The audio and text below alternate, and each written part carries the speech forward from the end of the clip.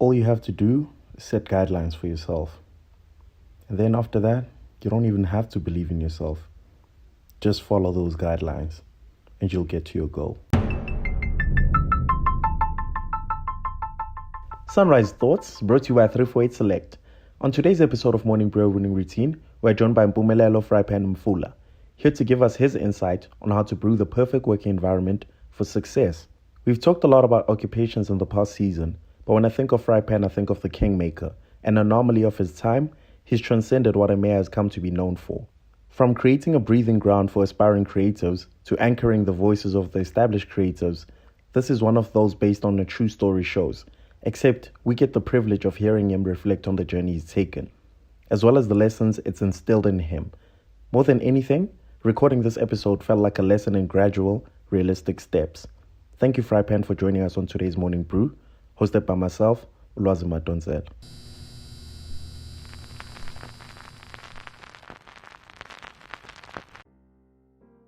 My first interaction of Frypan Mpumelelo, firstly, it's like online, because I'm in PE.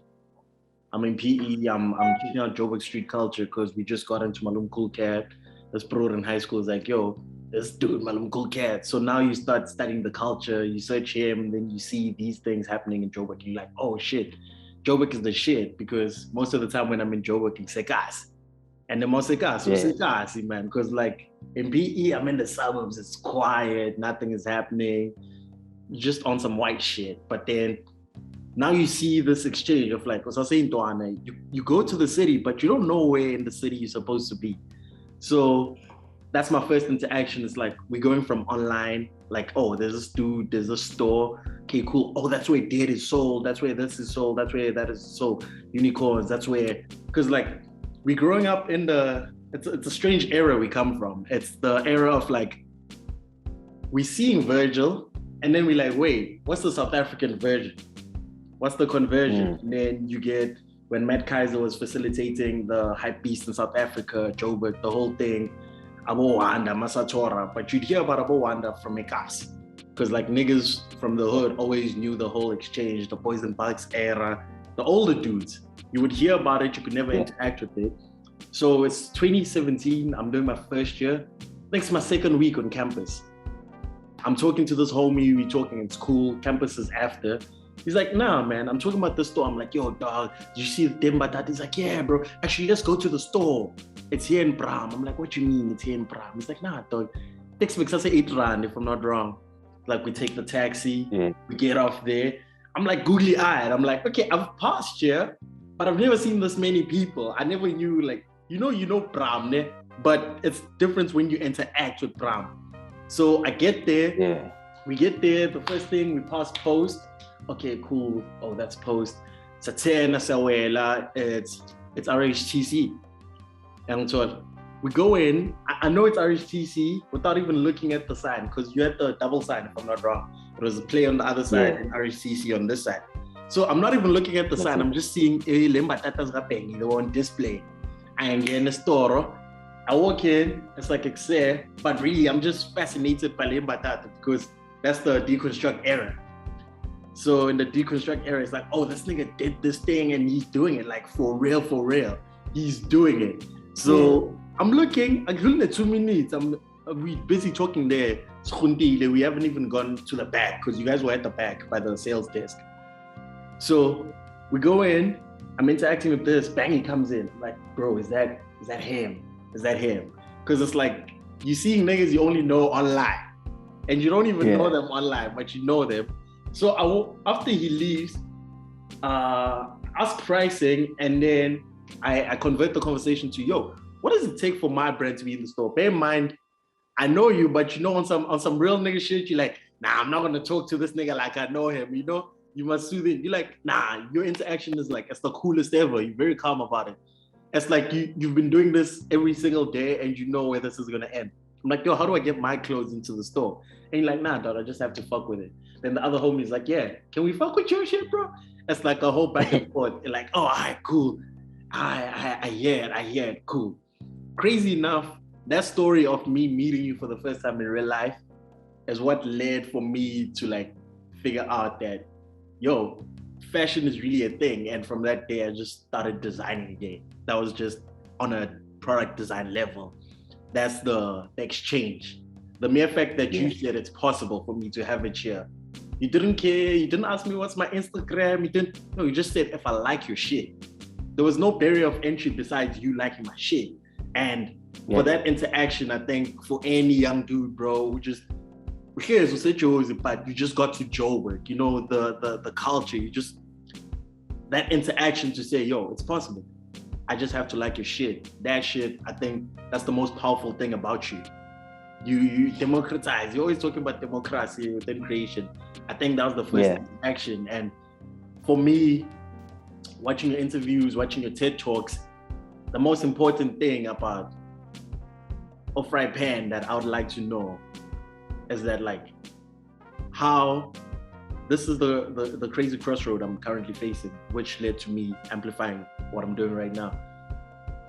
How do you say you just got your degree, you just got your qualification? The thing that was, we have primary, we have high school, we have varsity.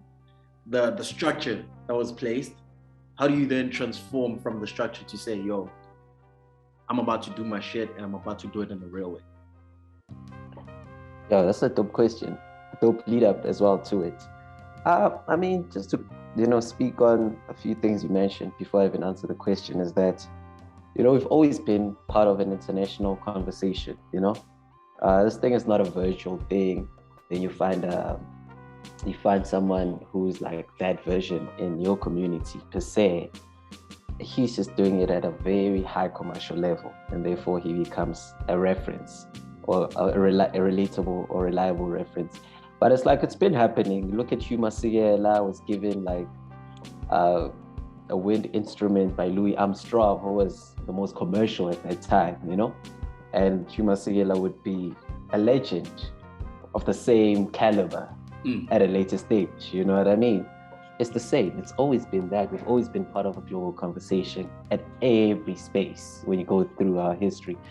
And when we said do we fuck with your space? And I think it was Sansa's like, yeah, we fuck with your space. It's because we're very intentional with that. Because the business we're in is about, developing each other as young people in this country, in this community. So it was never about like the usual barrier to markets. Do you have a business registered?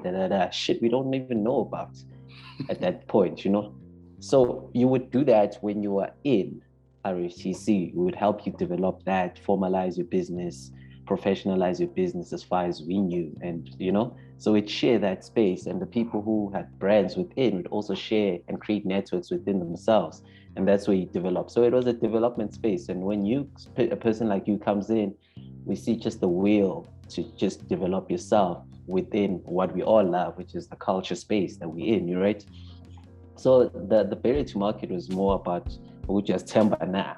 When we say if we fuck with it and you come back with it, that means this dude really trusts himself, and is willing to go forward with it. Same as young women who were there and everybody else, So that was the idea. Now going to your question about, getting my qualifications, which is, a BA degree and an honors in politics, like two degrees, and what do you do with it? I decided to start, an online store that sold local streetwear brands, simply because initially it was about sneakers. You want to own a sneaker store, but there's barrier to market with that, right? Gotta open what's it called? An account with the top 3 sportswear brands. You gotta have the money, the guarantee. No 22, 23-year-old has that ability unless, you got your shit together, or, there's funding that's nearby, But usually it doesn't happen that way. So you go to the local guys, which are your friends, which have as much traction, and you try to professionalize that space. But more than that is that I felt like academia had failed me in a way, because the language that's used in academia, I battled with it. Even though I took it to honors level, academia is a different language, And I just felt like it didn't embrace who I am, and who I am was just a Joburg guy who loved the ground and taking a theory and bringing it to the ground. And that's exactly what I did. Took this grand theory about democratizing You know what I mean? I studied politics, and I knew the power of democratizing beyond the democracy system and what it really means. And I decided to practice my politics on the ground. And the best way I could is through the cool shit I used to do, the cool network I used to be part of, because I knew the power of cool. It's not just cool, it's coded. And a lot of us know it because we grew up under the cool in like your black townships. It's about cool, my dude. It's like, even though the combo is not communicating via color way, but you see the idea, it's the cool. So I was like, let nobody reduce the cool to nothingness. We're gonna give meaning to this cool. And that's why when we say, yo, do we fuck with your cool shit? And we say it exactly like that in that language, it's a code to say, we understand who you are. Can you unravel it and bring it to us? And you know it. But academia will tell you, or academia or corporate will tell you about all these compliance things that are complicated, but you can learn them. What we have is complex. You need to know it through code, through lived experience. And that's why we speak the way we speak. The rest, you'll learn over time, you know? So yeah, that was really the approach and the understanding of what we were doing and what we're still doing. Yeah. Because like, it dawned upon me, right, that, yo, I know you as this dude. It's like, it's the mayor, right? Because you put that energy out. Besides people calling you the mayor, it's the energy you carry with yourself. No more in that way, and there's this thing of saying, yo, kona into now culture, but it's tunes. It's like, it's pride. A lot of niggas call it ego, but it's tunesy. There's a certain presence about you in everything you do. And that's present you accumulate from your surroundings when you grow up, especially because the touch point being the hood. In the hood, it's like, either you fly because you're from money, because being a cheese boy is also level. That's a level of fly. Being the art dude, that's a level of fly. Because I remember growing up, I was the art dude. I was the dude, Maskalikar. I was the dude doing a whole town plan on the street. And I'm like, oh, this is design. In grade 2, I was the dude selling my card designs. Like, we were in Quantum, man. It was the SJZ era. I'm like in the hood. Like, happy to come back from soccer and I'm taking the train because I'm like, nah, nigga, I need that guap. I'm gonna take that guap and I'm gonna ball out at the tuck shop. Today I wanna eat tic tac. I wanna pop tic tacs. I wanna get a text. Text was the shit at some stage. Like, I'm trying to get text. So with all of that, the knowledge, the style you get from the hood, Karakara era, it's a whole backdrop to shit we do, to then saying I'm a nigga, because like if you're a sneakerhead, you're considered as a nigga, because you know it's like all star, or you start getting into the rare brands. Niggas, I think we've commercialized a lot of high-end fashion to the point that it seems relative to say someone is wearing Diesel, and Diesel's like it's really expensive, even in a now context. So for me, hearing you talk, hearing your conversations, interacting with you, hearing people talk about you, because within the circles I move, I'll hear like Mpumelelo Kabel, you'll have like a reference say, no man, Fry, and then it's like a whole introduction to you that I never knew about you, right? So I'm getting all this information about you being a sneakerhead, you selling in school, you blogging. So with you blogging and the sneakers, and then eventually leading up to, you went from a blog, you graduate, you say, I'm gonna turn this into an online store to bridge the gap for my homies to be able to sell beyond their surroundings. To then saying, we're graduating this idea because of the furniture and everything we've sold at markets to then being an actual store. I need to get that breaking point, because like, even with the sneaker game, there's always that moment of saying, yo, I ain't gaule this week because I'm trying to cop this. What was that moment for you, even with the blog, in terms of domain? As much as it might seem like something everyone can achieve, but it's not everyone who can take that step to say, yo, this week I have to sacrifice this. This week we are sacrificing because we actually need to develop this furniture. Because as much as it's a collective, there's more to your personal sacrifices. What have those personal sacrifices been in terms of getting to the next step? What toll has it taken? Well, there have been sacrifices in hindsight, but at that time, it definitely didn't feel like a sacrifice. The intention was not to sacrifice. The intention was to do cool shit.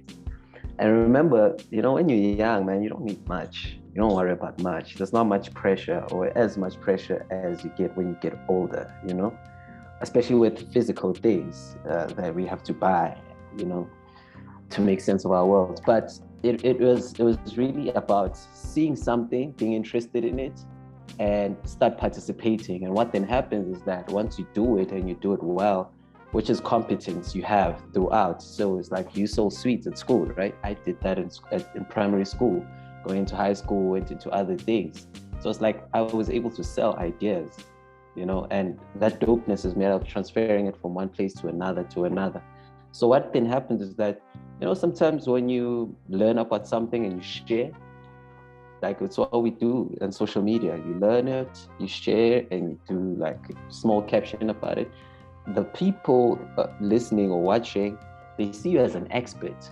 And over time, you become one. If you repeat and, do more, you become one. So it seemed like I became an expert, but it was like I learned and share at the same time, which is something I still do. So it was about doing cool stuff. Going from high school, in varsity, I met all these guys, Gabelo, Morim, Fred Packer, I was Splash. And I didn't know about sneaker culture, or I didn't know about what is known as sneaker culture. I just knew that it's sneakers. I liked sneakers because I worked at a sneaker store while I was in high school. I did sports in East Rand Mall, and I was at the shoe section, sell the shit out of those sneakers. And I used to sell to my friends at school, and I helped convince their parents to buy them the sneaker they want, which I knew which sneaker they want because I was their age, So I was like, I'm starting to learn how to sell these cool things in a way that it appeals to older people and young people. Go to high varsity, I meet these guys and they're telling me about sneaker culture. I'm like, what's that? They're like, oh, collecting sneakers. I'm like, I collect sneakers because I used to get them for cheap, you know what I mean? Because I used to work at a sneaker store. I didn't know about the culture.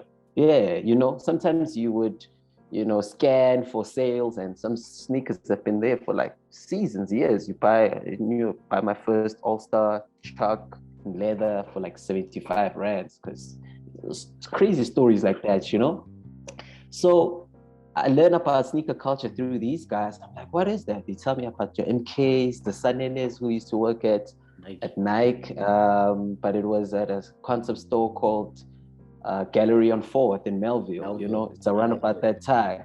It's at the last stages of that era. So I'm like, oh shit, this is an actual thing. Like, there's a culture, there's characters. And eventually I meet these characters because I'm blogging, right? And I'm meeting them because I'm curious and I'm writing about them real time, But what I used to do is I had a phone. I take my phone, 2-megapixel camera, record, go home, my PC edit, put it out as a blog. Now it caught traction without me knowing, because I'm in my res room just doing my stuff and I'm geeking out, pretty much applying what I did at school, which is read and write. That's what you do with PA, but now I'm doing it on a social level blog. It's not a sacrifice. Some shit I do over time, When my spare time, I got lots of it, so let me do it. So that becomes a thing, and I get traction and meet all these people, and I'm in the culture and I'm respected as a contributor, and I'm learning at the same time. Gradual, realistic steps. That's all you gotta do. At every turn of his trajectory, Frypan has grasped the task at hand, so well that it opened his mind for tasks ahead. The conscious decision to take the knowledge and access he got from working retail, turning that into his entry point to conversation, then graduating that to blogging, and eventually vlogging. That was him focusing on the task at hand in order to figure out what's the task ahead. With everything you do, give it your best, because if you half-ass it, you'll never know what your full potential could have been. Invest in the moment so you can see the returns in the future. So now I'm in the digital space because I blog. Now when you blog, I'm on Blogspot. At that point, you need to create pretty much your blog through templates, you know what I mean? And I happen to be good at it. Then I transfer the same energy to RHTC, the online store, which in the first 6 months or so was a blog in a way. And I take the tab, the message tab on the bottom, and I turn it into an order form. Like name would be like your name, comment would be like, what do you want to get?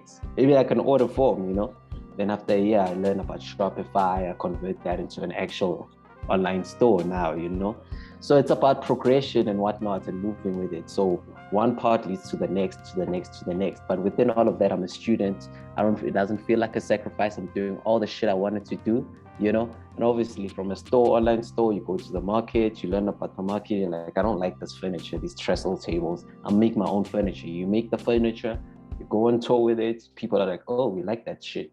And you're like, oh, go back to the guys I made this with, who sons on a computer. I'm like, yo, this is a thing, guys. Sons saw it because he was on tour with me. And we're like, let's make it a company. That's the birth of Playground, democratizing capability of quality furniture, mobile furniture that we had and people were fascinated about. We're like, let's share it with other entrepreneurs in a way that is affordable. And we do that. Then we eventually have our own store, which we furnish ourselves. Then now the store is there. Now more people want to participate beyond streetwear. We've got artists, musicians, we've got visual artists, and we've got people in social sports or games, pretty much, like, you know, cycling, outside of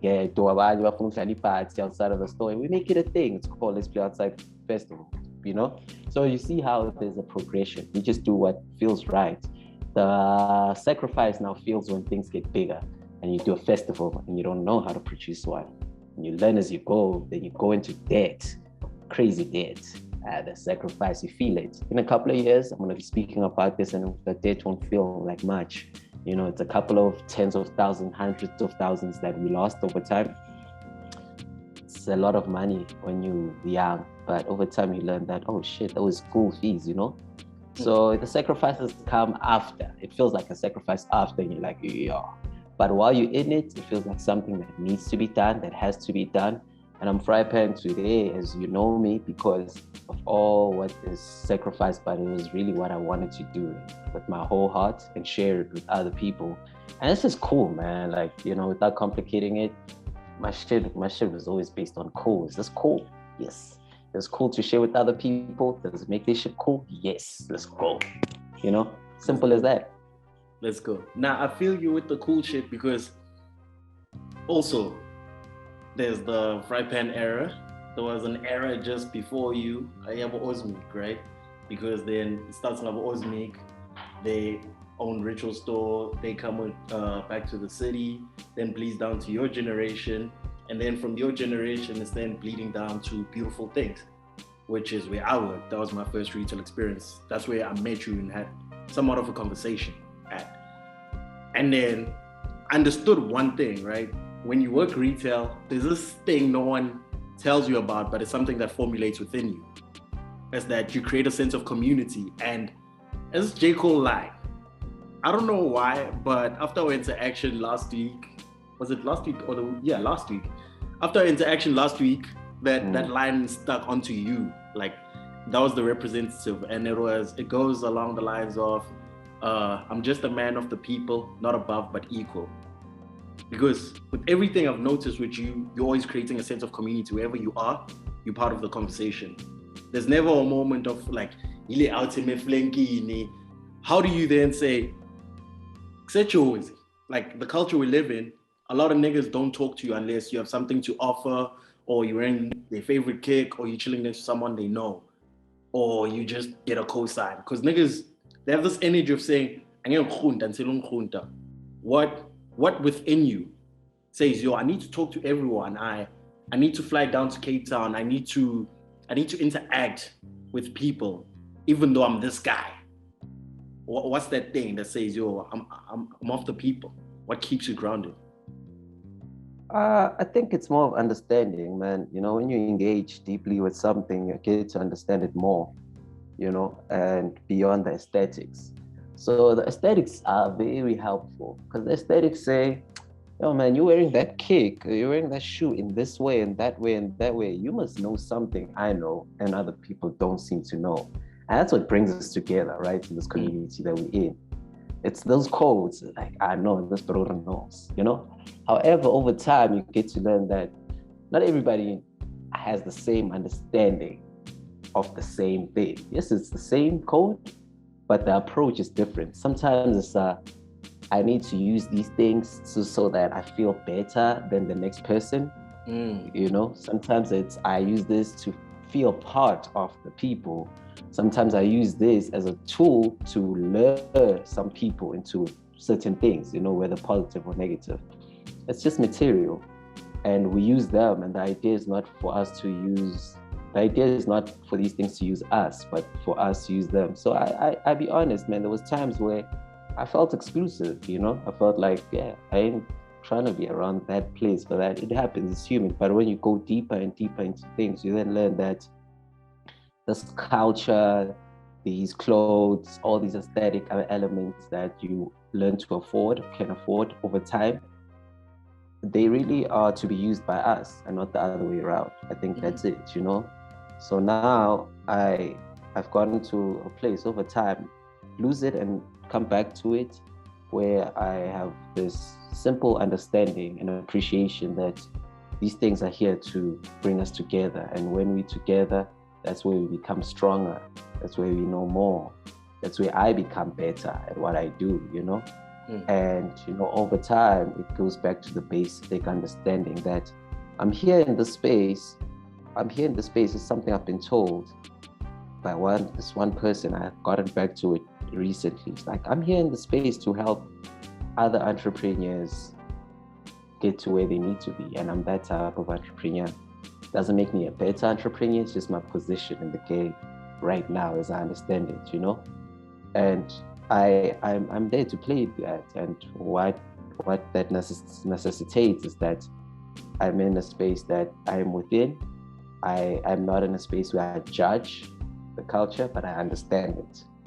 And that's my place, and that's where I thrive. So it starts with me first, knowing what it is that I have to do in that space, what it is that feeds me and allows me to also make a living. And I need to appreciate that, because not everyone gets this privilege.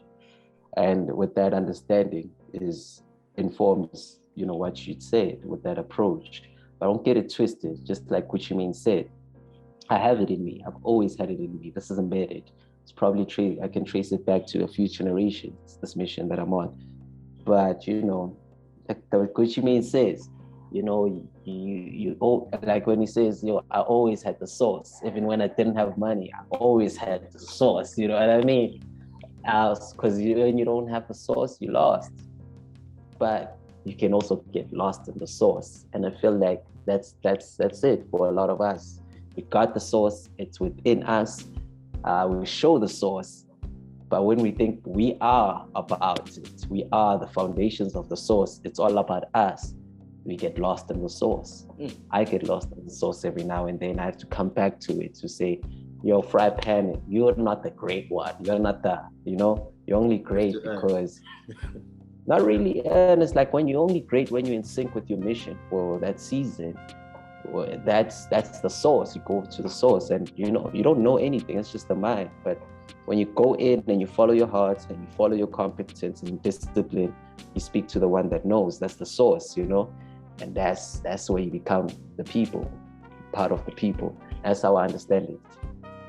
So for me, right, Frypan, you go from the dude who's the connection, and then you transition to then being the dude to say, I'm the one capturing the moments of the people that I've thrived off, I've learned off, I've interacted with the mayor's office, right? Where everyone was crowned the mayor for being the guest. And then you take that to Puma. The transition, what's that line to say, I've created the narrative, now it's time to tell the narrative. What was the leading point to that? It wasn't that calculated, to be honest, It's always a thing of doing what feels right at that time. And I geek out a lot, I'm a researcher.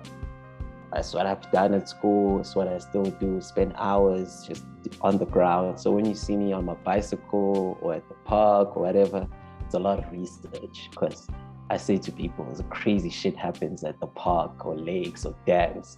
You just don't know, you know what I mean? A lot of crazy conversation, a lot of things happen. So I'm very nosy, I'm very curious. And what then happens is that the things I gravitate towards naturally become a thing at a later stage. So podcasting, as you explained it, was very natural because I was geeking on talks, like TED Talks and whatnot, right? And I used to do some of that, and it's all communication. So when podcasting was like on the rise, same as blogging at some point, I had this fascination, and I had to, find ways in which I can make sense of this. Luckily, things just worked out by themselves. I got approached by this guy called Lele and this lady called Lolu for Touch HD, and they were like, "We want to do a show with you." Then from that point, I had a clear idea. I was like, "Scrap the idea you had. This is how it's going to look like and feel." They're like, "You sure?" I'm like, "I'm dead sure." And it was a success, and it was conversations with my peers within the art space, the creative space per se, So it was more of like saying, these guys like me, we go to all these commercial radio stations and we get like, 7 minutes between segments to talk about our things. And it's a general conversation, general questions. It doesn't give justice to our story. So I wanted to open up the mayor's office to do just that. And, luckily, unfortunately, that has led up to more things, including, the most recent Puma Select Stories podcast, which is on season 2 now, So even that is also something that'll lead to something bigger. So there's something more about storytelling that comes after this. It's all organic. I just do my best with the opportunities I'm given with every season. And when I do that, I discover more. And when I discover more, it just continues my story. So angiphelelwa, because I'm here to do what's best, because these things are tools, remember? We're here to use them and not for them to use us. They're temporary at a lot of space. Blogging 10 years ago is what podcasting is today. In 10 years' time, there's something else. I might participate in that as well, because it's the same thing. We're here to use these things and not for these things to use us. You feel me? I feel you. I feel you. Like, that's where I want to end it. But I have one thing that's in my head, right? I heard this from an elder. He was like to me, when you are born, the name you are given, the importance of the name you are given is because of how your parents would like for you to approach life. And how do you think your name, because like some Africa, all in all, like we are literally pimping a butterfly. That's where we at, because our parents were the caterpillars and we are the butterflies, but now we're amplifying it. We are choosing the destination to which we are going. So I want to find out how your name, Mpumelelo, has helped you to lead your life. Shit, that's such an amazing question. My name, Mpumelelo, is the only name I have, surprisingly. You'd think born in the 90s, you'd have 2 names maybe, Christian one or white name or whatnot also. But it's just that, and my family, we normally have Christian name and, your African name. But my grandfather just chose one name for me. Initially, my name was supposed to be Utando, which was also fitting. My parents had wanted me to be Utando, but my grandfather, because, Xhosa culture says, firstborns are named by, grandfathers. Yeah, so he's decided that it's Mpumelelo. And I don't know what was his thinking directly, but as you say, he had cast that upon me, success, and at the end of every season, without fail, that is achieved. Success is achieved, at least on a personal level. I know that every season will end in a success, however it looks like with other people, maybe to myself at that point, but success is guaranteed. And I feel like he embedded that spirit of success within me. And the spirit of success is not good outcome. The spirit of success is process, as I understand it. I live my freedom, I get my success within the process. By the time whatever else comes out, you get the flavor of the spirit. But, the people go through the process with me, they understand. Same as this interview, right? We went through a process. And I think that process was a success, And this is just an outcome of that, and people will feel it. But if they'll ask you, what is the process? You'll explain it, and people understand that the success is really in the process, And for me, I'm process driven very much. I live in the process sometimes for way too long. And I blame my grandfather for that, you know. So yeah, man, Mpumelelo is a beautiful name. I wish I could give it to whoever comes after me, but they'll probably have their own identity, their own mission in this life. And I'm glad that is my name. I wouldn't have imagined a better name, but that name for myself and what I'm about, you know? Yeah. And I look successful too, you know? You carry that energy. Yeah. Yeah. Of I course. to like, I really appreciate this. But most importantly, I appreciate the call, the conversations, because through it all, it's really about extending the narrative. The same way when I walked into the store and you guys said, all you have to do, dog, is bring it. And if we like it, you're on. That's what I'd like for the next guy, for the next, like, it's weird. I feel old now that I'm 22, but life is only starting now, but I feel old. I think at this point, I feel like there's a generation after me, because we're always talking about the generational gaps. And I feel like this is going to be the bridge, and which is going to lead to a bridge from me to the next guy. And I feel like if there's one thing we can do as a people, is to carry a message, is to share the message.